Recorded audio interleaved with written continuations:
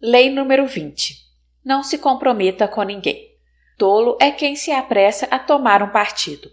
Não se comprometa com partidos ou causas, só com você mesmo. Mantendo-se independente, você domina os outros, colocando as pessoas umas contra as outras, fazendo com que sigam você. Parte 1. Não se comprometa com ninguém, mas seja cortejado por todos. Deixando que outros sintam o que possuem de alguma forma, você perde o poder sobre eles. Não compreendendo seus afetos, eles se esforçarão mais para conquistá-lo. Mantenha-se distante e você conquistará o poder que vem das suas atenções e dos desejos frustrados dessas pessoas. Faça o papel da rainha virgem. Dê esperanças, jamais a satisfação. Visto que o poder depende tanto das aparências, você precisa aprender alguns truques para realçar a sua imagem. Recusar comprometer-se com alguém ou com um grupo é um deles. Quando você se retrai, não desperta raiva, mas um certo respeito. Você parece instantaneamente poderoso porque se torna inatingível, em vez de se render a um grupo ou a um relacionamento, como faz a maioria das pessoas. Com o tempo, essa aura de poder só faz crescer. Conforme aumenta a sua reputação de pessoa independente, mais desejado você será, todos querendo ser aquele que fará você se comprometer. O desejo é como um vírus. Se vemos alguém ser desejado por outras pessoas, tendemos a achá-lo desejável também. Assim que você se compromete, foi-se o encanto. Você se torna igual a todo mundo. As pessoas tentarão todos os métodos escusos possíveis para levar você a um compromisso. Vão lhe dar presentes, encher você de favores, tudo para colocá-lo na situação de devedor. Incentive as atenções, estimule os interesses, mas não se comprometa de forma alguma. Aceite os presentes e favores se assim desejar, mas tenha o cuidado de se manter intimamente distante. Você não pode se permitir, inadvertidamente, sentir-se devedor com relação a ninguém. Mas lembre-se, o objetivo não é livrar-se das pessoas ou fazer com que elas achem que você é incapaz de um compromisso. Como a rainha virgem, você tem que agitar as coisas, estimular o interesse, atrair as pessoas com a possibilidade de ficar com você. Você tem de se dobrar às suas atenções ocasionalmente, mas não demais. O general e estadista grego Alcibíades era mestre nesse jogo. Foi ele quem inspirou e liderou a forte armada ateniense que invadiu a Sicília em 414. Quando, em casa, os invejosos atenienses tentaram derrubá-lo com acusações falsas, ele passou para o lado do inimigo, os espartanos, para não ter de enfrentar um julgamento na sua própria cidade. Depois, quando os atenienses foram derrotados em Siracusa, ele trocou Esparta pela Pérsia, apesar de o poder de Esparta estar em ascensão. Mas agora, tanto os atenienses quanto os espartanos cortejavam Alcibíades por sua influência com os persas. E os persas o enchiam de homenagens devido ao seu poder sobre os atenienses e espartanos. Ele distribuía promessas para todos os lados, mas não se comprometia com nenhum, e no final quem dava as cartas era ele. Se você quer ter poder e influência, experimente a tática de Alcibíades. Coloque-se no meio de duas forças concorrentes. Atraia um dos lados prometendo ajuda. O outro, sempre querendo superar o inimigo, seguirá você também. Enquanto os dois disputam a sua atenção, você se torna logo uma pessoa que parece muito desejada e de grande influência. Você terá mais poder assim do que se comprometendo precipitadamente com um dos lados. Para aperfeiçoar a sua tática, você tem de se manter intimamente livre de envolvimentos emocionais e ver todos a seu redor como peões para a sua ascensão. Você não pode se permitir servir de lacaio de nenhuma causa. No meio das eleições presidenciais dos Estados Unidos, em 1968, Henry Kissinger telefonou para a equipe de Richard Nixon. Kissinger se aliara a Nelson Rockefeller, que tinha falhado na sua tentativa de ser indicado pelo Partido Republicano. Agora, Rockefeller estava oferecendo à campanha de Nixon informações privilegiadas de grande valor sobre as negociações para a paz no Vietnã, que estavam sendo realizadas em Paris. Ele tinha um homem no grupo de negociadores que o mantinha informado sobre os últimos acontecimentos. A equipe de Nixon aceitou com prazer a oferta. Ao mesmo tempo, entretanto, Kissinger também abordou o candidato dos democratas, Hubert Humphrey, e ofereceu a sua ajuda. O pessoal de Humphrey lhe pediu informações confidenciais sobre Nixon, e ele deu. Veja, disse Kissinger ao pessoal de Humphrey, há anos que detesto o Nixon. De fato, ele não tinha interesse em nenhum dos dois lados. O que ele queria, na verdade, foi o que conseguiu. A promessa de um posto de alto nível no ministério, tanto de Nixon quanto de Humphrey. Não importando qual dos dois vencesse nas eleições, a carreira de Kissinger estava garantida. O vencedor, claro, foi Nixon, e Kissinger teve o seu cargo no ministério. Mesmo assim, ele teve o cuidado de não se parecer demais com o homem de Nixon. Quando ele foi reeleito em 1972, homens muito mais fiéis do que Kissinger foram despedidos. Kissinger foi também o único alto funcionário do governo Nixon que sobreviveu ao Watergate e serviu ao presidente seguinte, Gerald Ford. Mantendo uma ligeira distância, ele prosperou em épocas turbulentas. Quem usa essa estratégia com frequência nota um estranho fenômeno. As pessoas que correm para apoiar os outros tendem a ser pouco respeitadas, pois sua ajuda é obtida com muita facilidade, enquanto as que se retraem se veem cercadas de pedintes. O distanciamento delas é poderoso e todos as querem a seu lado. Picasso, passado os primeiros anos de pobreza e já o artista de maior sucesso no mundo, não se comprometeu com este ou aquele marchand, embora o cercassem por todos os lados com ofertas atraentes de promessas formidáveis. Pelo contrário, ele parecia não se interessar por seus serviços. Esta técnica deixava os marchands loucos e, enquanto disputavam por preço das suas obras, subia. Quando Henry Kissinger, como secretário dos Estados Unidos, quis relaxar a tensão com a Rússia, não fez concessões nem gestos conciliatórios, mas cortejou a China. Isso enfureceu e até assustou os soviéticos. Eles já estavam politicamente isolados e temiam ficar ainda mais se os Estados Unidos e a China se unissem. O movimento de Kissinger os empurrou para a mesa de negociações. A tática tem um paralelo na sedução. Se quiser conquistar uma mulher, aconselha Stendhal, seduza primeiro a irmã dela.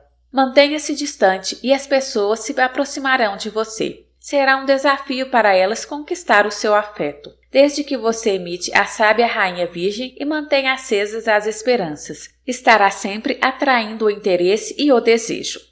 Parte 2. Não se comprometa com ninguém. Não entre na briga. Não se deixe arrastar para brigas mesquinhas e discussões. Pareça interessado e prestativo, mas encontre um jeito de se manter neutro. Deixe que os outros briguem enquanto você se retrai, observando e aguardando. Quando as partes litigantes se cansarem, estarão maduras para a colheita. Você pode fazer disso uma prática, incentivar as discussões entre as pessoas, depois se oferecer como mediador, conquistando o poder como intermediário.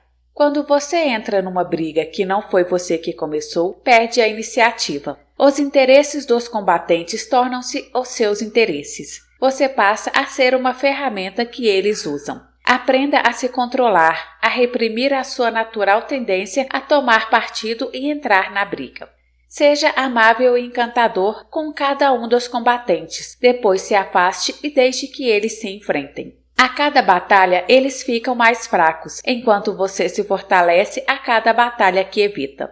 Para ganhar no jogo do poder, você deve dominar suas emoções, mas, ainda que você consiga esse autocontrole, não poderá controlar o temperamento das pessoas à sua volta. E aí é que está o perigo. A maioria das pessoas vive num redemoinho de emoções, constantemente reagindo, alimentando discussões e conflitos. O seu autocontrole e autonomia só vai deixá-las aborrecidas e furiosas. Elas tentarão arrastá-lo para o turbilhão, implorando para que você tome partido nas suas intermináveis batalhas ou faça as pazes por elas. Se você sucumbir às suas súplicas emocionais, verá sua mente e o seu tempo ocupados com os problemas delas. Não permita ser sugado por uma compaixão ou piedade qualquer que você possa sentir. Deste jogo você não sai vencedor, os conflitos só se multiplicam. Por outro lado, você não pode ficar totalmente de fora, pois seria uma afronta inútil. Para fazer bem esse jogo, você deve parecer interessado nos problemas da outra pessoa, às vezes até tomar o seu partido. Mas, ao mesmo tempo que demonstra externamente o seu apoio, você deve manter interiormente a sua energia e sanidade íntegras, não se deixando envolver emocionalmente. Não importa o quanto as pessoas tendem a atrair você, não deixe que o seu interesse pelos negócios e discussões delas passem além do superficial. Dê-lhes presentes, ouça com ar de simpatia. Até, ocasionalmente, banque o sedutor, mas por dentro mantenha-se distanciado dos reis amáveis e dos pérfidos. Recusando-se a comprometer e mantendo assim a sua autonomia, a iniciativa continua sendo sua. Seus movimentos continuam sendo escolha sua, e não reações defensivas ao puxa-empurra dos outros ao redor. Demorar para escolher as suas armas já pode ser, por si só, uma arma, especialmente se você deixar os outros se exaurirem lutando para depois se aproveitar da exaustão deles. Na antiga China, o reinado de Qin, certa vez, invadiu o reinado de Hengxin. Huan, o governante de uma província vizinha, achou que devia correr em defesa de Hengxin, mas seu conselheiro lhe disse para esperar. Xing ainda não vai ser destruída, falou ele, e Qin ainda não está exausto. Nós não podemos influenciar muita coisa. Além disso, o mérito de apoiar um estado em perigo não é tão grande quanto a virtude de ressuscitar um estado em ruínas. O argumento do conselheiro venceu e, como ele tinha previsto, Huan mais tarde teve a glória de salvar Xing à beira da destruição, e depois de conquistar um Qin exausto. Ele ficou de fora da briga até que as forças envolvidas nela se exauriram mutuamente, quando foi seguro para ele intervir. Esta é a vantagem de se manter longe de confusão. Você ganha tempo para se posicionar, para se aproveitar da situação assim que uma das partes começar a perder. Você também pode levar o jogo um pouco mais adiante, prometendo apoio a ambos os lados num conflito enquanto manobra para ser você a levar vantagem na luta. Foi isso que Castruccio Castracani, governante da cidade italiana de Lucca, no século XIV, fez quando tinha seus planos para a cidade de Pistoia.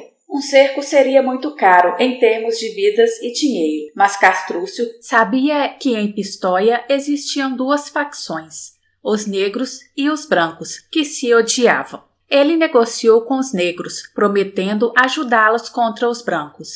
Depois, sem que eles soubessem, prometeu aos brancos que os ajudaria contra os negros. E Castruccio manteve as suas promessas. Enviou um exército para um dos portões da cidade controlado pelos negros, que as sentinelas, é claro, deixaram entrar. Enquanto isso, outro exército seu entrava por um portão controlado pelos brancos. Os dois exércitos se encontraram no meio do caminho, ocuparam a cidade, mataram os líderes das suas facções, terminaram a guerra interna e entregaram Pistoia a Castruccio. Preservar a sua autonomia lhe dá opções quando as pessoas chegam às vias de fato. Você pode bancar o mediador, o agente da paz, enquanto está, na realidade, garantindo seus próprios interesses. Você pode prometer ajuda a um lado, e o outro terá que atraí-lo com uma oferta maior. Ou, como Castruccio, você pode parecer que está apoiando ambos os lados, depois representar o antagonista de um e de outro. Frequentemente, num conflito, fica-se tentado a tomar o partido do mais forte ou do que lhe oferecer as vantagens evidentes de uma aliança. Esse é um negócio arriscado. Primeiro, quase sempre é difícil prever qual dos lados prevalecerá a longo prazo. E mesmo que você acerte e se alie com o partido mais forte, poderá se ver engolido e perdido, ou convenientemente esquecido, quando eles se tornarem vitoriosos. Fique do lado mais fraco e você está condenado, mas faça o jogo da espera e não poderá perder. Na França, depois de 3 dias de rebeliões, durante a Revolução de Julho de 1830, o estadista Talleyrand, já idoso, sentou-se à sua janela em Paris, ouvindo o repicar dos sinos que indicavam que as lutas tinham acabado. Voltando-se para um assistente, ele disse: "Oh, os sinos, estamos ganhando." "Nós quem, mon príncipe?" perguntou o assistente, fazendo um gesto para o homem se calar. Talleyrand replicou: "Nenhuma palavra. Amanhã lhe direi quem somos nós." Ele sabia muito bem que só os tolos se precipitam, que se comprometendo rápido demais, você perde a capacidade de manobra. As pessoas também respeitam você menos por isso. Quem sabe amanhã, pensam elas, você vai se comprometer com outra causa diferente, visto que se entregou tão facilmente a esta. A boa sorte é uma divindade volúvel, que muda de lado com muita frequência. O compromisso com uma das partes tira de você a vantagem do tempo e o luxo de espera. Deixe que os outros se apaixonem por este ou aquele grupo, mas você não se apresse e nem perca a cabeça. Finalmente, há ocasiões em que é mais sensato abandonar qualquer pretensão de parecer prestativo alardeando, pelo contrário, a sua independência e autonomia. A atitude aristocrática independente é importantíssima para quem precisa conquistar o respeito. George Washington reconheceu isso no seu esforço para dar à jovem República Americana uma base firme. Como presidente, Washington fugiu à tentação de se aliar à França ou Inglaterra, apesar das pressões que sofria neste sentido. Ele queria que o país conquistasse o respeito mundial por sua independência. Embora um tratado com a França talvez o tivesse ajudado no curto prazo, com o passar do tempo, ele sabia que era mais eficaz estabelecer a autonomia da nação. A Europa tinha de ver os Estados Unidos como uma potência no mesmo pé de igualdade. Lembre-se, a sua energia e o seu tempo têm limite. Todos os momentos desperdiçados com os problemas alheios são subtraídos da sua energia. Você pode temer ser acusado de insensibilidade, mas no final, mantendo-se independente e confiante em si próprio, você será mais respeitado e conquistará o poder de escolher quando deve, ou não, tomar a iniciativa de ajudar os outros. O inverso. Ambas as partes desta lei se voltarão contra você se você exagerar. O jogo proposto aqui é delicado e difícil. Se você colocar muitos partidos se enfrentando, eles acabarão percebendo a manobra e conspirarão contra você. Se você deixar um número cada vez maior de pretendentes esperando demais, não vai despertar o desejo, mas sim a desconfiança. As pessoas vão começar a perder o interesse. Você vai acabar achando que vale mais a pena se comprometer com uma das partes, nem que seja só pelas aparências, para provar que é capaz de ser solidário. Mesmo neste caso, entretanto, a chave será manter a sua independência interior. Não se permitir envolver emocionalmente. Preservar a opção tática de poder sair a qualquer momento e reclamar a sua liberdade. Se o partido ao qual você se aliou ameaçar vir abaixo, os amigos que você fez enquanto estava sendo cortejado lhe oferecerão um lugar para ir depois de abandonar o navio.